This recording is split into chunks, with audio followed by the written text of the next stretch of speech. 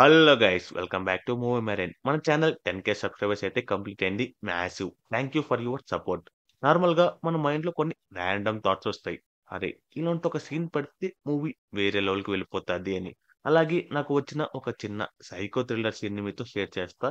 First మీకు చాలా interesting గా ఉంటుంది. ఇంకా స్టార్ట్ చేద్దాం. సిటీలో లైట్స్ బ్లింక్ అవుతున్నాయి. రెయిన్ డ్రాప్స్ గ్లాస్ మీద పడి స్లైడ్ అవుతున్నాయి. మన హీరో ఒక యంగ్ మ్యాన్ పోలీస్ ఆఫీసర్ గా ఫోర్స్ వల్ల జాయిన్ అయ్యాడు. పోలీస్ అంటే ఇంట్రెస్ట్ లేదు, కానీ ఫాదర్ పొలిటికల్ రికమెండేషన్స్ వల్ల జాబ్ లో అయితే ఎలాగలో పడిపోతాడు. డ్యూటీలో కనెక్ట్ కాక కేసెస్ టేబుల్ మీదే పడిపోతాయి. ఫైల్స్ ఓపెన్ చేయడు, క్రైమ్ సీన్స్ కి వెళ్ళడు. ఎవ్రీడే ఆఫీస్ కి వస్తాడు, కానీ టైం పాస్ చేసి వెళ్ళిపోతాడు. మైండ్ లో హౌ టు క్విట్ అనే ప్లాన్ మాత్రమే రన్ అవుతుంది మన హీరోకి. సేమ్ సిటీలో బ్రూటల్ గా మర్డర్స్ జరుగుతున్నాయి.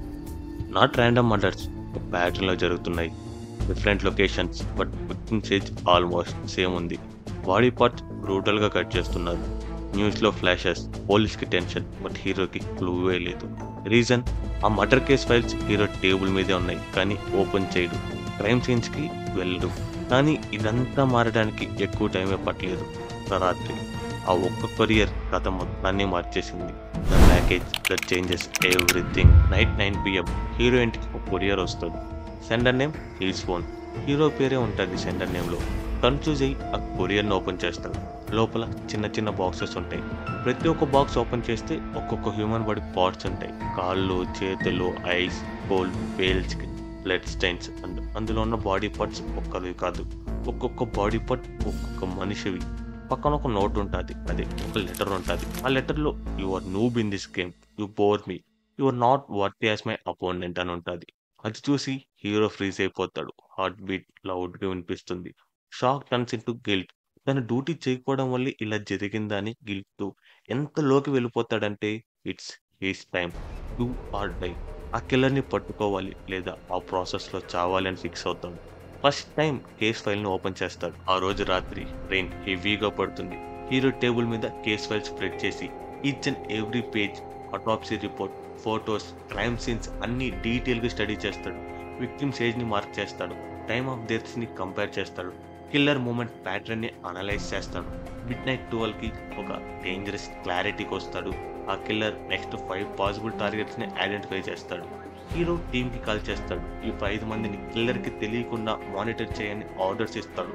అవర్స్ లేటర్ కిల్లర్ ఆ 5గురిలో ఒకరిని అటాక్ చేస్తాడు. హీరో ఆ కిల్లర్ని రెడ్ హ్యాండెడ్గా పట్టుకుంటాడు అండ్ ఆ విక్టిమ్ని సేవ్ చేస్తాడు. బట్ కిల్లర్ని రెడ్ హ్యాండెడ్గా పట్టుకున్నా కూడా అరెస్ట్ చేయడు. Breaking the rule book. Instead కిల్లర్ని పట్టుకున్నాడే ఆ ఇంట్లోనే లాక్ చేస్తాడు. ఆ ఇంటి చుట్టూ ఫుల్ పోలీస్ ప్రొటెక్షన్ పెడతాడు.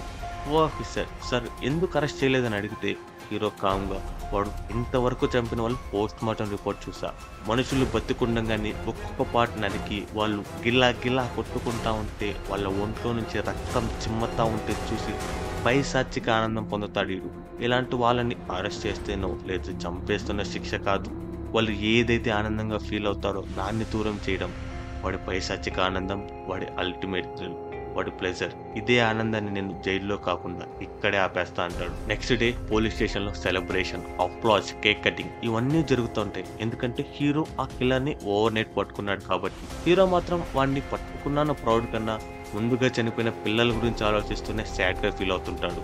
సడన్లీ టీవీ స్క్రీన్స్ ఆటోమేటిక్గా ఆన్ అవుతాయి. ఆ టీవీలో వీళ్ళు పట్టుకుని హౌస్ అరెస్ట్ చేసిన కిల్లర్ ఉంటాడు. వాడు ఎవరిదో చేయి తీసుకుని వచ్చి టేబుల్ పెన్ పెట్టి ఆ చేయికున్న చిట్టికిన వేలుని కత్తితో నరుకుతాడు. నరికిన వెంటనే కెమెరా షేక్ అయిపోతుంది. బ్లాక్ స్క్రీన్ ఉంటుంది. ఎవరో అరుపులు ఆ బ్లాక్ స్క్రీన్ నుంచి వినిపిస్తూ ఉంటాయి. ఆఫీసర్స్ అంతా షాక్ అయిపోయి ఉంటారు. ఎందుకంటే వన్ హౌస్ అరెస్ట్ చేసినా కూడా అక్కడ ఎవరిని చంపుతున్నాడు అనేసి. కొద్దిసేపు తర్వాత ఆ కిల్లర్ కెమెరాని సరిగ్గా పెడతాడు.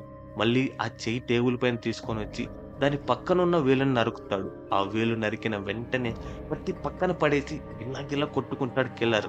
బాగా చూస్తే ఆ కిల్లర్ నరుక్కునేది వాడి చేతి వేళ్ళనే. వాడి పైశాచిక ఆనందం కోసం వాడి సొంత చేతిని నరుక్కుంటున్న ఆ సైకోని చూసి హీరో మొత్తం బ్లాంకే నిలబడిపోతాడు.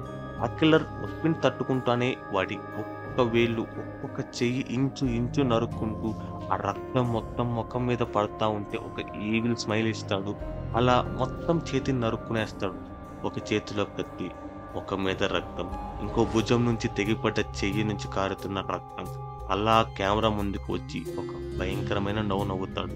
ఆ విజువల్ చూసిన ప్రతి ఒక్కరూ ఒక షాక్ లో ఉండిపోతారు. అండ్ అలా నవ్వుతూ ఒక్కసారిగా వాడి తల నరుక్కునేస్తాడు. అది చూసిన వాడు ఎవ్వడైనా ఆ రోజు చూసింది మర్చిపోవడానికి ఇంకొక జన్మ దాకా ఆగాల్సిందే. అంత భయంకరమైన సంఘటన ఇది. అండ్ ఇది ఇక్కడితో ఆగలేదు. The real nightmare begins now. అందరూ ఫ్రీజ్ అయిపోయి షాక్‌లో ఉంటారు. అప్పుడు ఆ పోలీస్ స్టేషన్‌కి ఒక కొరియర్ వస్తది. ఆ కొరియర్ లోపల వీళ్ళు నిన్న సేవ్ చేసిన విక్టిమ్ హెడ్ ఇంకా బాడీ పార్ట్స్ ఉంటాయి.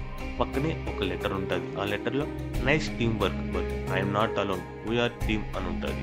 అంటే ఇదంతా ఒక పైశాచిక ఆనందం కాదు.